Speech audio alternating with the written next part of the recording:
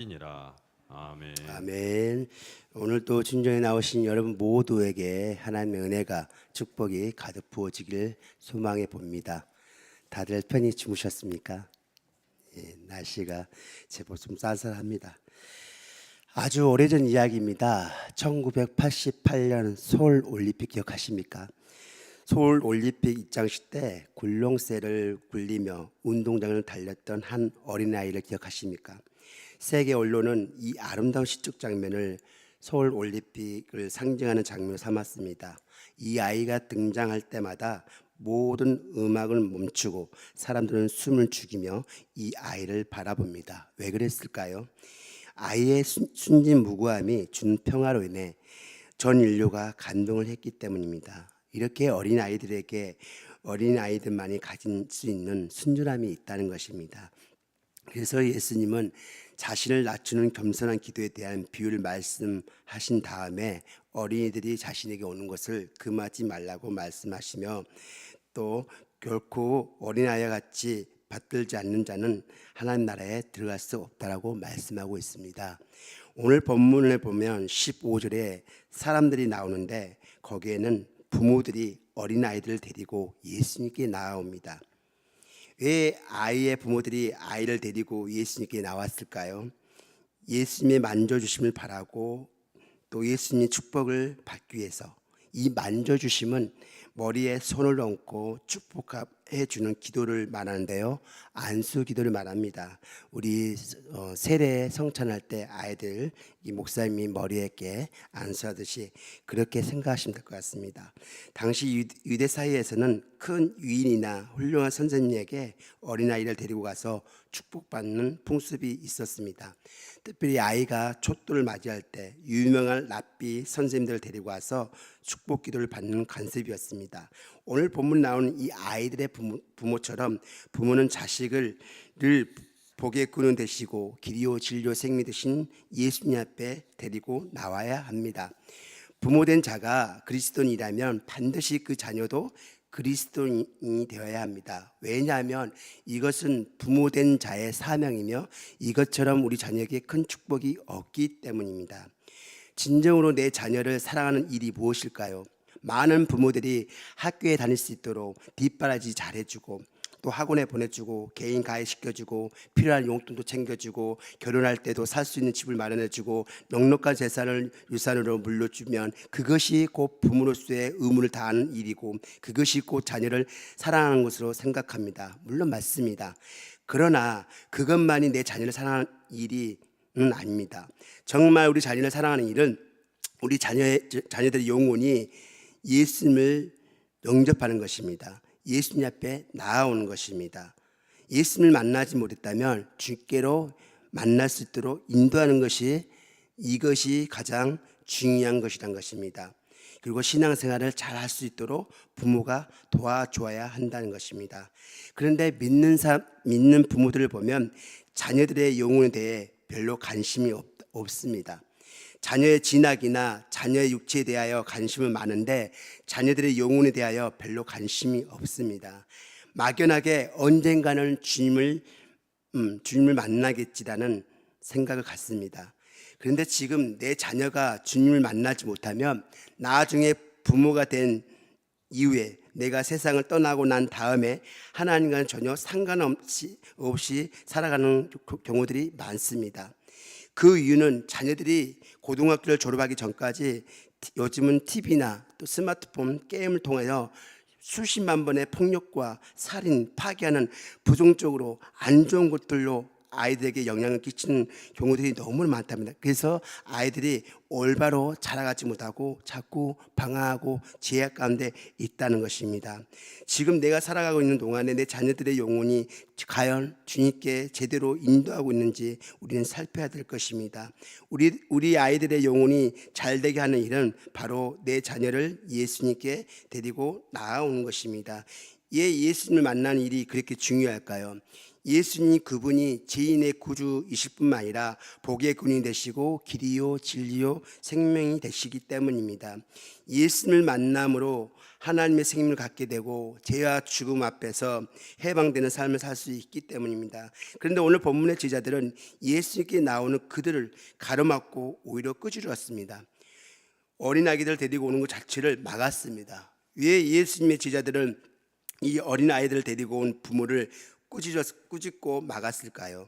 이에 대해 성서학자들은 세 가지를 이유를 들었습니다. 첫 번째, 빗나가는 충성입니다. 제자들은 무정하고 사나워서가 아니라 힘든 사회 가운데 계시는 예수님을 도와드리기 위해서라는 것입니다. 우리 선생님이 가르치고 전파하고 치유하는 사역으로 인하여 바쁘게 생활하고 계시는데 어린이들마저 데리고 가서 기도를 받겠다고 하니까 어찌 보면은 제자들은 예수님을 먼저 생각하고 그렇게 도와드리기 위해서 제자들이 그렇게 했다는 것입니다.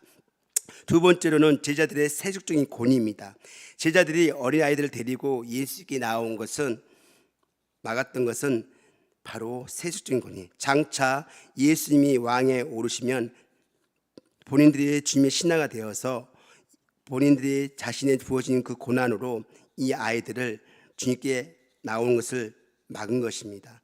그것이 바로 제자들이 신기가 불편하게 만들었고 제자들은 그러한 모습들을 자신들의 권위로 무시하는 것으로 생각하였기에 부모들이 아이를 데리고 오는 것을 예수께 오는 것을 막았다는 것입니다. 세 번째로는 어린아이들을 인격적인 존재로 여기지 않았기 때문입니다. 제가 볼 때에도 가장 합당한 이유는 바로 아이들을 인격적으로 대하지 않고 생각하지 않았다는 것입니다. 당시 사람들은 여자와 어린이를 인격적인 존재로 여기지 않습니다. 그래서 사람을 셀 때에도 여자, 어린이를 제외하고 성인 남자들을 중심에 세웠습니다. 예수님이 제자들 역시 어린아이들을 하나님의 인격적인 존재로 보지 않았습니다. 어쩌면 예수님의 사역을 방해하는 귀찮은 존재로 여겼는지 모르겠습니다. 어떤 이유에서든지 오늘 본문에 등장하는 제자들은 어린 아기를 데리고 예수께 나온 것을 꾸짖었습니다.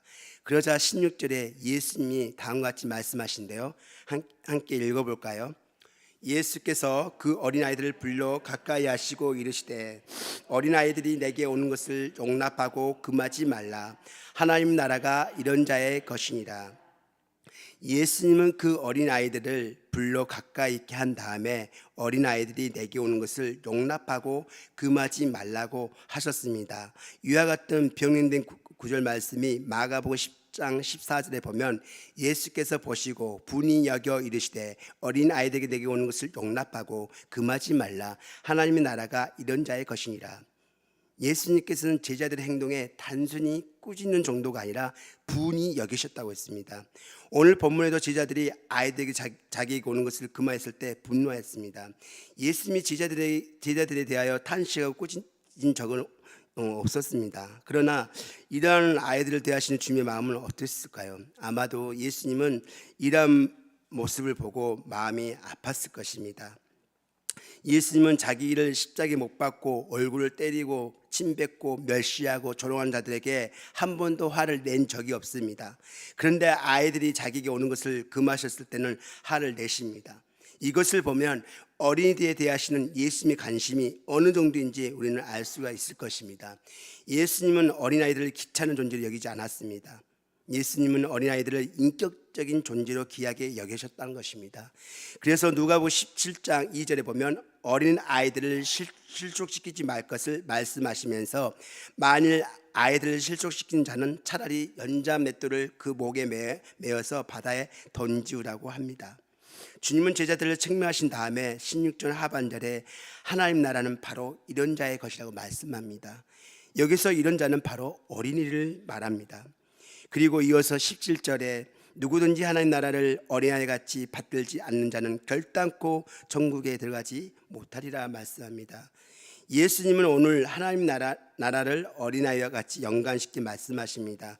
왜 예수님은 하나님 나라를 어린아이와 같이 연관시켰을까요? 많은 분들은 어린아이를 가지고 있는 정직감, 순수함의 성품 때문이라는 것을 말합니다. 다시 말해 어린아이는 어른들과 달리 정직하고 순수하고 순종을 잘하기 때문에 이런 성품을 가진 사람들이 천국에 들어갈 수 있다는 것입니다. 그래서 천국에 들어가기 위해서는 어린아이 같은 성품을 길러야 한다고 주장합니다. 물론 맞습니다. 그러나 저는 반대로, 왜냐하면 천국은 우리의 성품 때문에 들어가는 것이 아니라, 어린아이의 성품 때문에 들어가는 것이 아니라, 성경적으로 보면 어린아이도 제약된 성품을 가지고 태어납니다. 그러므로 어린아이의 성품으로 천국에 들어갈 수 없다는 것입니다. 그래서 예수님 말씀하신 어린아이의 의미는 무엇일까요? 바로 의존성과 겸손함입니다. 이 의존성과 겸손함을 보는 이유가 첫 번째로 문맥적인 해석 때문입니다. 예수님은 14절에 자신을 낮추는 겸손한 기도에 대한 비유를 말씀하신 다음에 어린아이들이 자신에게 오는 것을 금하지 말라고 말씀하시면서 누가 하나님 나라가 바로 이런 자라는 것을 말씀하신데요. 바리새인과 세리가 함께 기도하러 성전에 올라갔습니다. 그런데 하나님은 왜 바리새인의 기도를 들으시고 세리의 기도는 바리새인의 기도는 듣지 않으시고 세리의 기도는 들었을까요? 또 하나님은 왜 경건함과 거룩함의 대명사인 이 바리새인을 의롭다 하지 아니하시고 죄인의 대명사인 세리를 의롭다 하셨을까요? 그것은 교만과 겸손의 차이 때문입니다.